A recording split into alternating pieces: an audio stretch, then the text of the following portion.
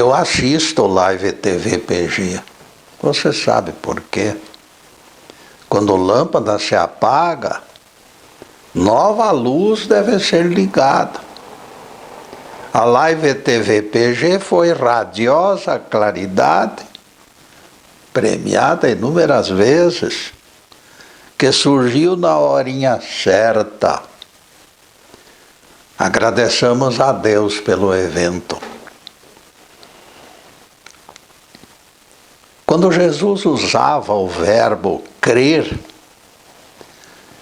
ele garantia efeitos excepcionais. Se tiverdes fé do tamanho de grão de mostarda, removereis montanhas. Quando ele falou, quem crer e for batizado, será salvo, ele antepôs este crer poderoso antes do batizar. Percebam isto. Batismo sem poder de mover montanhas é tão falso quanto nota de R$3. E eu uso Jesus para provar isto. Sem carisma, o batismo se torna cerimônia vazia. É preciso nós sermos e não parecermos. O apóstolo Pedro foi claro. Batismo é compromisso com Deus de alcançar boa consciência.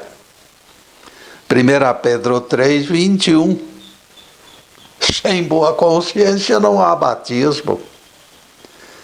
Duvido que algum sacerdote entregue sem apreensões a sacola de ofertas nas mãos de alguém que ele próprio batizou. De minha parte, eu declaro já ter sido logrado por muita gente batizada. Com preciosa ajuda de bons amigos, teremos ótimo som e imagem perfeita. O tema de hoje será heresias antigas e modernas. No dicionário Aurélio, a palavra herege aparece com a seguinte definição: pessoa que professa doutrina contrária ao que foi estabelecido pela igreja em matéria de fé. Pelo seu próprio arbítrio, o dicionarista acrescentou: pessoa ímpia que não pratica culto externo. Definindo a expressão ímpia, o mesmo dicionário afirma que se trata de pessoa descrente. Pessoa sem fé define alguém nada confiável. É na caracterização do vocábulo heresia, contudo, que o dicionário nos surpreende. Ele aponta a heresia como contrassenso e tolice, esboçando tentativa de adesão unânime. Algemas para a direita e para a esquerda, como chuvas esperadas depois de longa seca. Falsos, mas atrevidos proprietários da verdade tentam fazer a cabeça, até mesmo de dicionaristas amigos. Dogmas milenares, na opinião desses robôs interesseiros, deveriam ser admitidos, revogando-se disposições em contrário. As mocinhas de antigamente usavam espartilhos. Alguém já imaginou obrigá-las a utilizá-los hoje em dia? numa forçada capitulação ao romantismo de outrora, se alguém se julga aliciador irresistível, experimente decretar a volta do espartilho e de imediato vai sentir o peso de implacável revolta. Modificações são bem-vindas para atualizar hábitos e estatutos superados pelo tempo, incompatíveis com a marcha da evolução, hábitos e estatutos superados. Perpetuidade, geratriz da mesmice, porém, o próprio Criador a despreza como atraso de vida. Por isso Jesus ordenou que o paralítico de Betesda carregasse cama no sábado, que era proibido o trabalho, para nos convencer que o decálogo perdera a validade. Nunca aceitei que a frase "eu não vim revogar a lei", dita pelo mestre, acobertasse códigos deteriorados pela marcha do tempo, que nem Jesus respeitava, porque ele mandou o paralítico curado trabalhar. Como temporários, eu reconheço que foram úteis. Como eternos, só me resta deplorar o fanatismo dos seus defensores. O Criador se serviu de atalhos temporários para administrar a ignorância espiritual das suas criaturas. Percebam a exemplar resposta do Nazareno aos fariseus, quando tentaram enredá-lo em suas tramóias. Eles perguntaram a Jesus: é lícito ao marido repudiar sua mulher? E o mestre lhes disse: não tendes lido que o Criador, desde o princípio, os fez homem e mulher? Eles já não são dois mais, não são mais dois. Eles se tornaram carne única. O que Deus ajuntou não separe o homem. Mateus 19, versículos 3 a 6, palavras de Jesus. Sim, replicaram os judeus, mas então por que Moisés legitimou o divórcio e concedeu cartas de repúdio? A resposta do Nazareno foi curta e esclarecedora. Moisés concedeu repúdio pela dureza dos vossos corações. Mateus 19, versículos 6 a 8. Percebam que desde o princípio, o preceito originário da consciência determinou união perene de almas gêmeas. Estes não se separam. Isto produziu algo jubilosamente agradável e duradouro. O repúdio às mulheres, apesar de utilizado, mereceu reprovação do nosso rabi, porque não fora sacramentado pela consciência do dever. Por essa razão, códigos escritos em pedras ou pergaminhos não se destinam a prolongada vigência. Eles envelhecem e perdem validade. Será pertinente analisarmos a figura do profeta Samuel, talvez o servidor mais íntimo de Jeová que já existiu. Vejam só, amigos. Ele disse: Terá o Senhor, porventura, maior prazer em holocaustos e sacrifícios do que em ser obedecido? Percebam bem com atenção esta frase de Samuel. Samuel remata conclamando: obedecer é melhor do que sacrificar. 1 Samuel 15, versículo 22.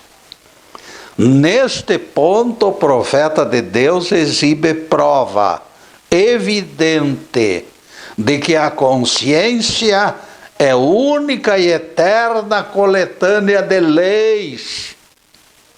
O resto é resto. Jesus violou os 10 mandamentos logo depois de se dizer, aliás, Samuel violou os 10 mandamentos logo depois de se dizer obediente.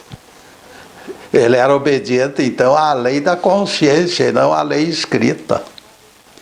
Essas leis da consciência são as que nunca foram, nem serão revogadas por Jesus. Estas sim serão eternas. Crispim, irritado, reclama aos gritos: eu exijo explicações imediatas, Getúlio. Chega de enrolações. Afinal, por que Samuel se tornou exemplo de leis escritas não duradouras? Ora, amigo, eu já disse que nesse mesmo capítulo Samuel violou o decálogo. Não são vocês mesmos que afirmam que rejeitar o único preceito envolve culpa por todos os demais preceitos? Neste caso, o queridinho de Jeová, Samuel, teria que assumir multiplicada a transgressão, porque ele violou um dos preceitos do decálogo. Vou descrever a ocorrência pelas letras da Bíblia. Samuel ordenou que viesse ao seu encontro Agag, rei de Amaleque. Este se aproximou todo lampeiro, com ar assim satisfeito. Samuel lhe disse: com tua espada tiraste filhos de muitas mães. Agora será tua mãe que ficará desfilhada. 1 Samuel 15, versículos 32 e 33. E o profeta Samuel, obediente ao decálogo, imagine se pode, obediente entre aspas, na presença do Senhor em Gilgal, assassinou Agag. Assassinou na presença de Deus, quando o outro estava fazendo preces ao lado dele. A frase em 1 Samuel 15, 22, considerando mais excelente obedecer a Deus do que a holocaustos, se desmoralizou pelo crime de Samuel. Sim, Getúlio, me informa o Crispim, mas você não pode se apoiar nesse caso isolado para destruir a legislação tão antiga quanto aceita. No que concerne à antiguidade, Crispim, eu concordo. Quanto aos níveis de aceitação, todavia, eu discordo peremptório. Veja que o profeta mais alinhado com Jeová, em termos pessoais, rejeita a proibição dos 10 mandamentos: não matarás. Sem remorsos. Ele tranquilo estraçalhou o rei, matou e cortou em pedacinhos aquele rei. Aliás, em termos de prova de invalidade dos 10 mandamentos, meu argumento preferido é Jesus, ordenando ao paralítico curado que transportasse cama. Ora, transportar cama no sábado era proibido e Jesus mandou que ele fizesse. Se o decálogo estivesse vigorando, O mestre teria transgredido a lei, meus amigos? Eu acho que não.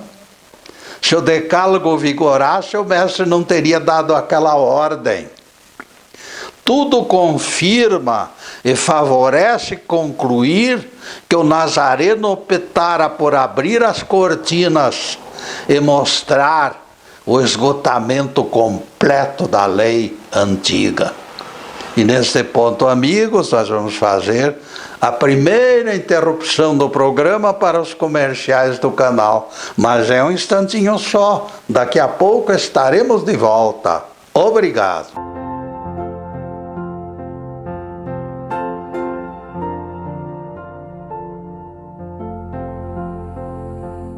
Já estamos no segundo bloco do programa Quarta Dimensão.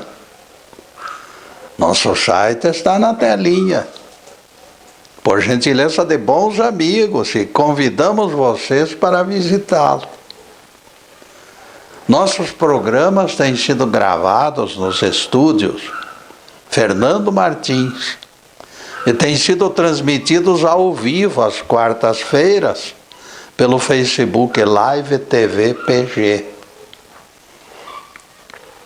Após a gravação ao vivo, eles permanecem disponíveis na Live TV para que em qualquer horário possam ser apreciados. Agradecemos e parabenizamos o Fernando e o Zube pela nossa audiência, porque depende deles também. Eles valorizam o programa com a sua competência, que consideramos compatíveis esses graus de presença humana aí atendendo o nosso programa. Nós consideramos dentro do nosso tamanho. Se somos pequenos, cada um julgue por si.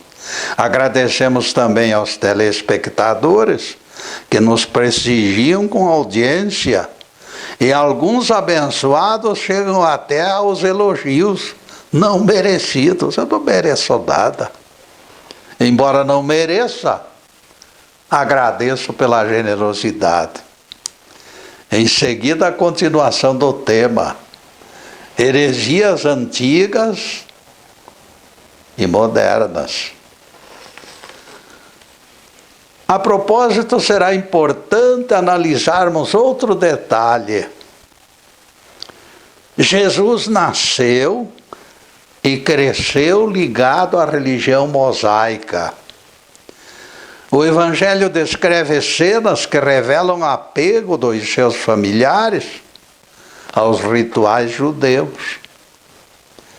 A lei de Moisés criara dia para purificação, e Jesus, menino, foi levado a Jerusalém para participar da cerimônia.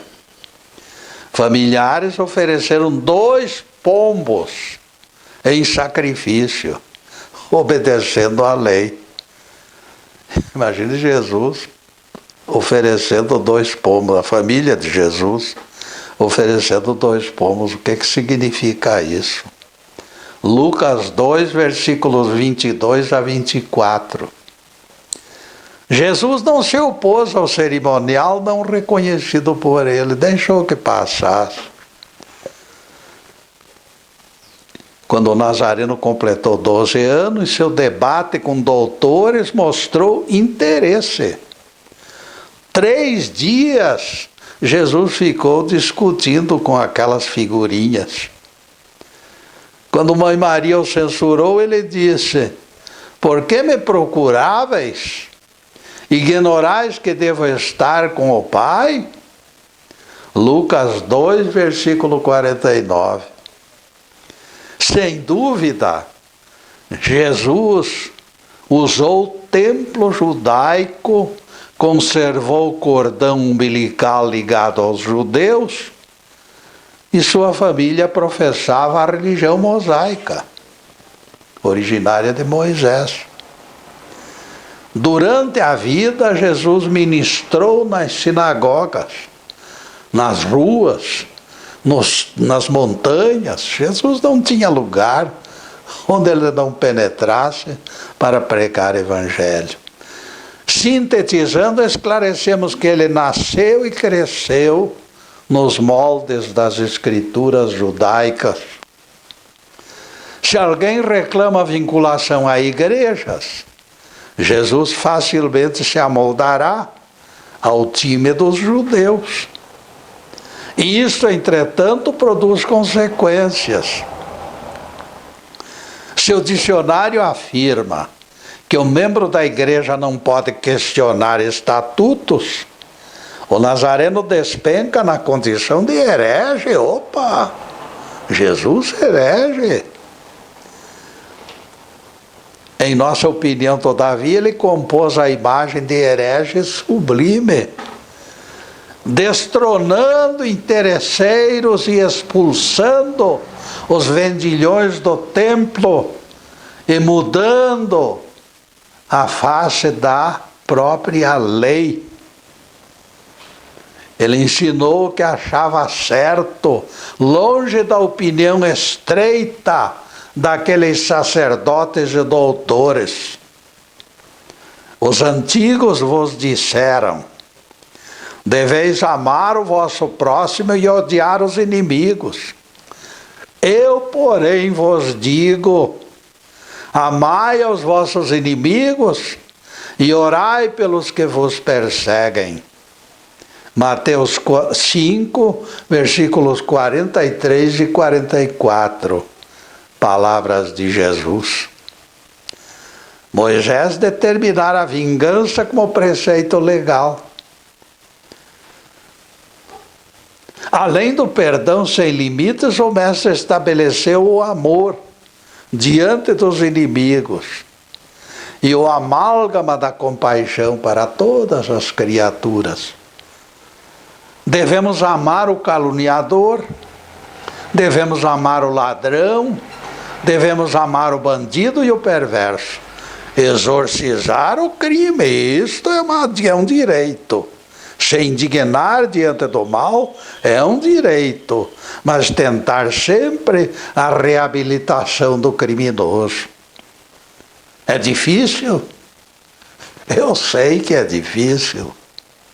Eu sei. Mas não existe alternativa. Será assumir as determinações ou desertar. Cristianismo sem amor perde seiva e morre.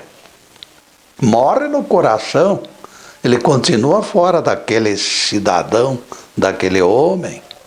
Ninguém antes de se tornar não violento poderá dizer em sã consciência: eu sou cristão.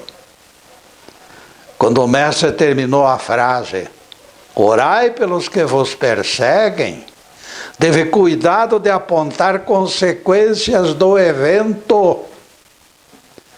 Assim vos tornareis filhos do vosso Pai Celestial, porque Ele faz nascer sol e descer chuvas sobre justos e injustos. Mateus 5, versículo 45. Isso não é simples aperfeiçoar leis, como ensinam os teólogos. Jesus destronou a violência que Moisés assintosamente estabeleceu e praticou. O mestre desceu à terra para estabelecer leis irrevogáveis, quais sejam as leis da consciência. Estas são irrevogáveis.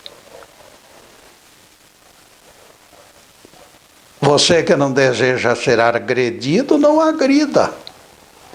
Nem que seja por simples questão de reciprocidade. Não façais aos outros aquilo que não quereis que vos façam. Jesus ensinou que não se alcançam vantagens no crime, e a lição tornou-se advertência. A pedra atirada voltará em sua direção. Apocalipse é claríssimo. Quem possui ouvidos, escute. Aquele que arrasta outrem para cativeiro será levado. Aquele que mata com espada será morto. Apocalipse 13, versículos 9 e 10. Vejam que Apocalipse é Jesus falando. Ele não desceu à terra para livrar preguiçosos de suas dívidas e insensatas tropelias. Quem faz o mal recebe de volta o mal. É a mesma coisa que plantar uma semente. Você não planta uma semente espinheiro desejando colher alface. Perdão tem hora para chegar e ocorrerá para todos, depois de merecido. Todos serão salvos, não vai ficar ninguém sem salvação, mas o tempo é que vai proporcionar essa salvação, porque nós temos que modificar pelo nosso próprio esforço. Criminosos de milênios alcançarão misericórdia, e isto somente após o aprendizado e o resgate de todas aquelas tropelias. Depois de limpos pelo próprio esforço e acolhidos, os salvos entenderão por que Jesus é chamado Salvador. Se a oposição do mestre aos preceitos da religião mosaica virou heresia, benditas sejam tais heresias. Quando nos apontarem hereges desse tipo, agradeçamos. Sim, dirá o Crispim com sede de polêmica, mas foi o próprio Jesus quem disse que não veio revogar a lei, Getúlio. Eu afirmo, Crispim, com absoluta certeza, o Nazareno revogou leis escritas, jubiloso de transferi-las ao arbítrio da consciência, onde ganharam plenitude. Elas passaram de nenhum valor no que tange a Samuel, assassino de Agag, e se perpetuaram no estágio da consciência de alguém que valoriza a consciência. Vejam que Jesus nem mesmo as revogou, portanto, apenas tirou-lhes legitimidade nos compêndios e as garantiu no recesso das almas. Ao contrário, a receita de ódio de Moisés já nasceu morta. Na essência, as almas humanas são cristãs por íntima natureza. No dizer do escritor Tertuliano, que viveu no 1º século, na época de Jesus. Raiva dura reduzido tempo, o amor se eterniza nas almas. A ordenação de odiar os inimigos foi jogada por Jesus no cesto de lixo. Este preceito dos antigos se tornou página virada. Terminou destruída energicamente pelo próprio Jesus. Não ficou simples resto dela para aperfeiçoamento, como argumentam pregadores distraídos. Se essa censura pode ser enquadrada como heresia, nos cabe homenagear os hereges como benfeitores. Benfeitores. Jesus foi um herege benfeitor. O grande mestre é o maior dentre todos eles. É aquilo que estamos pretendendo dizer. As coisas não podem ficar estagnadas no escurinho da mesmice e da ignorância. Será preciso juntar esquemas para que sejam analisados e compreendidos antes de aleluias fanáticas. E neste ponto, amigos, nós vamos fazer mais uma pequenina interrupção no programa para os comerciais do canal. Mas é um instantinho só. Daqui a pouco estaremos de volta. Obrigado.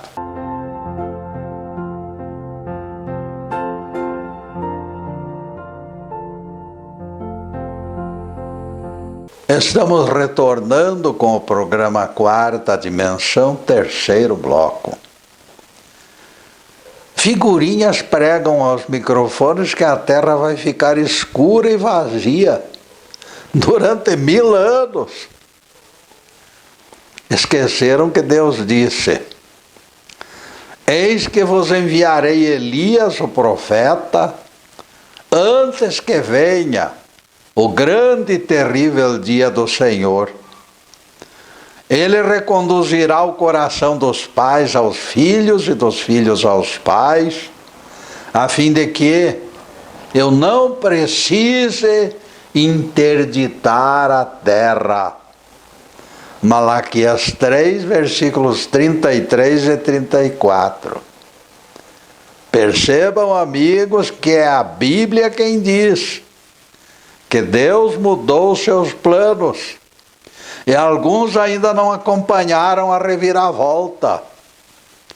Deus não fez obra imperfeita, nunca fez obra imperfeita.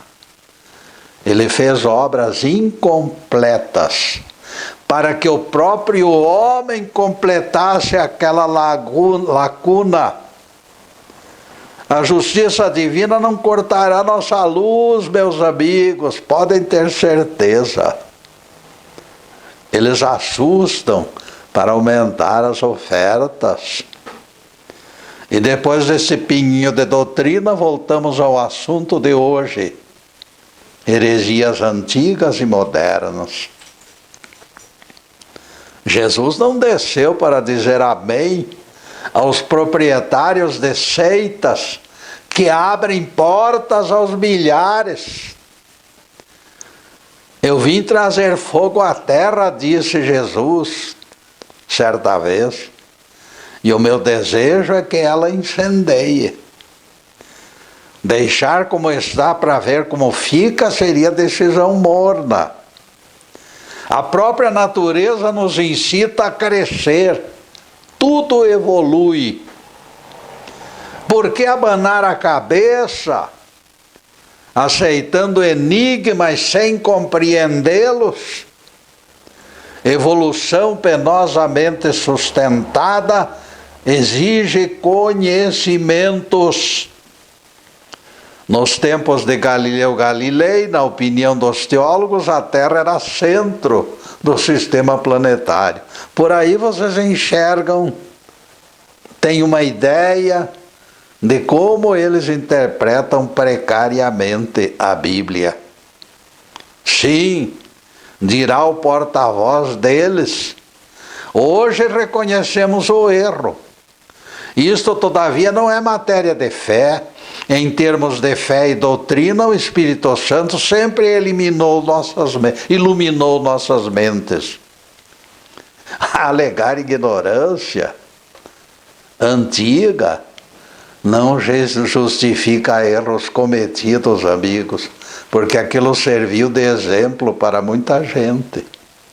Clarividência ampliada, antecipando sentenças em nome das religiões, evitaria danos. Ninguém esqueça que pessoas exemplares foram martirizadas. Precaução evitaria que o Papa João Paulo II se obrigasse a reabilitar Galileu Galilei e até mesmo pedir perdão. Galileu Galilei declarou algo comprovado pela ciência. O Espírito Santo já sabia de tudo. Por que eles não beberam naquela fonte? Hoje em dia ninguém ignora a tese do astrônomo. A Terra não passa de simples astro de mediana influência. A interpretação equivocada quase jogou Galileu na fogueira da Inquisição. O Espírito Santo foi desobedecido, esquecido. Se o grupo acatasse sua orientação, seria repreendido, porque estaria errada diante da cabeça dos homens. A falsidade era defendida pelos maiorais da Inquisição. Pode alguém ser chamado herege quando diz a verdade? Eu pergunto para vocês. Galileu só não foi queimado porque desistiu de dar murros em ponta de faca. Ao se retirar, porém, ele ironizou. E, no entanto, a terra se move em torno do sol. A força vencera, mas não convencera. O constrangimento, porém, valeu como prova de que as portas do inferno prevaleceram. E nós podemos afirmar com absoluta certeza: não fosse o livre-arbítrio, e esse imbróglio jamais teria ocorrido. Se a Inquisição errou teimando que a Terra era centro do sistema, isso serviu para abrir os olhos. A cúpula das religiões cristãs persiste em contraditório. Vamos analisar outro episódio para completar a lição. Adão e Eva, como primeiro homem e primeira mulher, sempre foram contestados por nós. As entrelinhas revelam algo destituído de fundamento. Mesmo quem aceita a terra como única morada de onde todos partem para céus e inferno, você hoje é meu convidado. Eu pergunto, será que os inquisidores modernos não temem pagar mico outra vez? Agora no episódio de Adão e Eva como primeiro casal? Cientista laureado com o prêmio Nobel, chamado Luiz W. Alvarez, é o nosso ponto de apoio científico. Este homem tratou do problema do desaparecimento dos dinossauros, que ocorreu há 65 milhões de anos. Ele esteve entre autores da teoria que explica a extinção daquelas feras. Se atentarmos para a Bíblia, os animais foram criados em único ciclo, todos os animais. E aqui se encontra o nó do imbróglio. Se os restos mortais dos dinossauros indicam extermínio há 65 milhões de anos, Adão não cabe no calendário como o primeiro homem. E ponto final. Felizmente, para que a verdade brilhe, a Bíblia contém pistas. O Evangelho registra a genealogia de Jesus até Adão. Os antepassados do Nazareno aparecem no Evangelho na sequência dos seus nascimentos até Adão. Esses dados se encontram no Evangelho de Lucas 4, versículos 23 a 28. É o nosso argumento para negar que Adão tenha ocupado o primeiro berço. Mesmo que se atribua exagerada longevidade aos antepassados de Jesus, a soma não alcançará 10.000 anos de forma alguma. E os dinossauros desapareceram há 65 milhões de anos. Pronto. Aqui se encontra a razão da nossa certeza. Se o nosso mundo existisse há tão pouco tempo, faltaria terreno para a mobilidade dos dinossauros. O planeta ainda não teria sido criado, eles estão no ar. Se a genealogia no Evangelho não lhe atribui mais que 10.000 anos, nos cabe reconhecer o homem do sexto dia como outra pessoa muito mais antiga. Neste ponto, nós entregamos a palavra ao Nobel de Ciência, Luiz W. Alvarez, a quem perguntamos: em termos de época, quando surgiram os primeiros dinossauros no planeta? A criação deles se perde no tempo, respondeu Alvarez. Mas quanto ao desaparecimento, existe consenso. Aconteceu há 65 milhões de anos. Analisem com atenção, minhas senhoras e meus senhores. Os dinossauros que foram criados junto com o primeiro homem já foram extintos há 65 milhões de anos. Salta aos olhos a verdade. Primeiro, homem e planeta só podem ter sido criados há mais de 65 milhões de anos. E neste ponto nós vamos fazer mais uma pequena interrupção no programa para os comerciais do canal, mas é um instantinho só. Daqui a pouco estaremos de volta. Obrigado.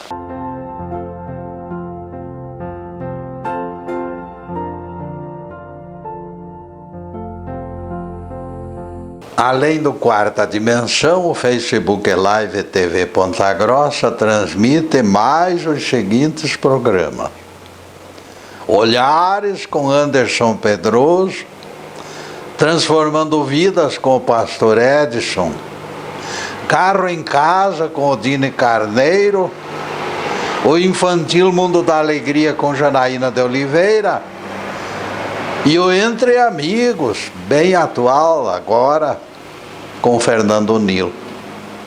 Todos com um único propósito: agradar os telespectadores. E atingimos o último bloco do programa Quarta Dimensão, acolhido por gentileza da Live TV Ponta Grossa.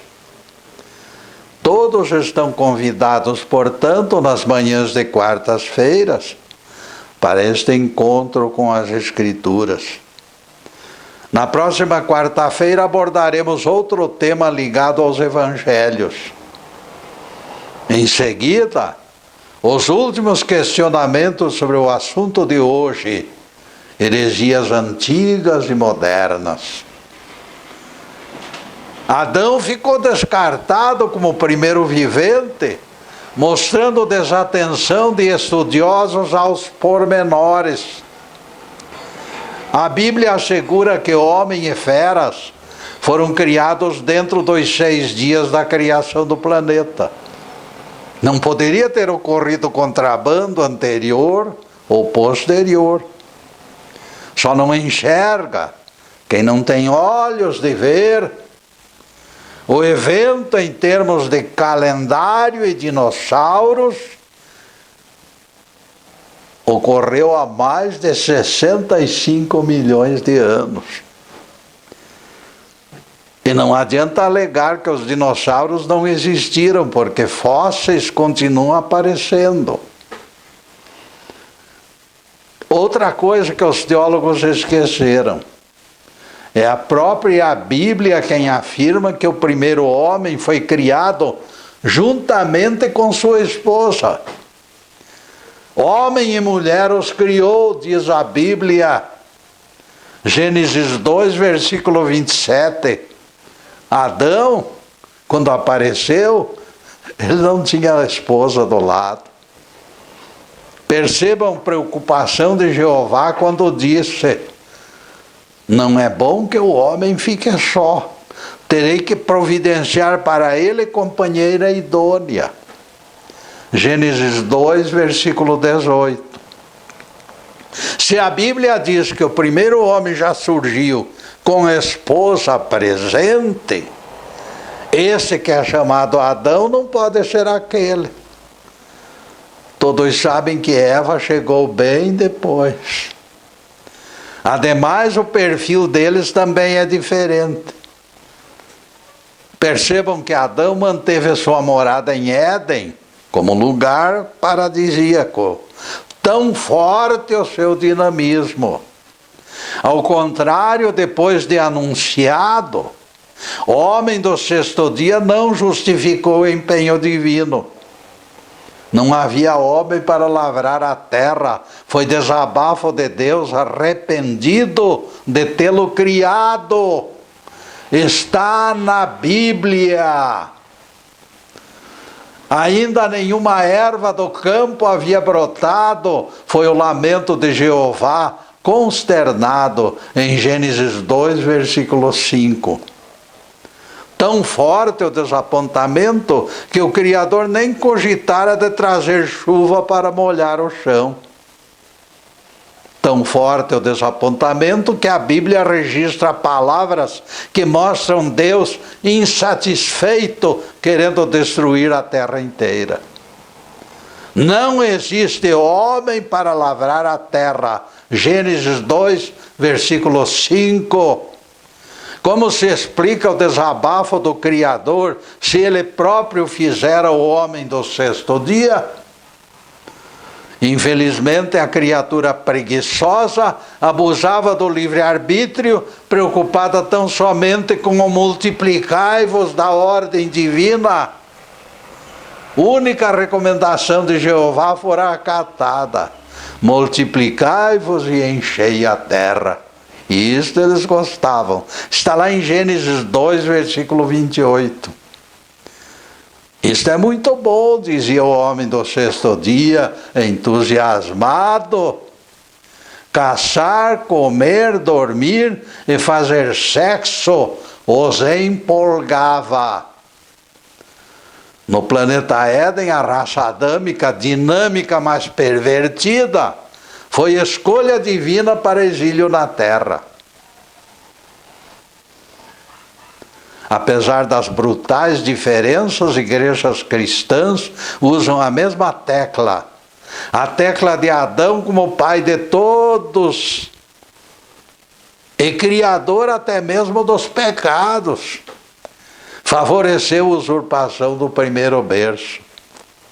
Pasmem, amigos e amigas, pois eles afirmam que todos são culpados através de Adão pelo pecado original. Rejeitar essa fábula será heresia, na opinião deles. A opinião divina, através do profeta Ezequiel, no entanto, implode o despautério. O filho não levará a iniquidade do pai, nem o pai a iniquidade do filho. A justiça do justo será sobre ele. Pela sua perversidade, o ímpio será punido. Ezequiel 18, verso 20. Palavras de Jeová. Se a iniquidade do nosso pai carnal não nos incrimina, com dobrada razão a desobediência de Adão não nos atinge. Isso seria um absurdo. O casal do Éden comeu a fruta proibida há milênios e nós recusamos a pagar erro alheio, baseados na Bíblia, em Ezequiel.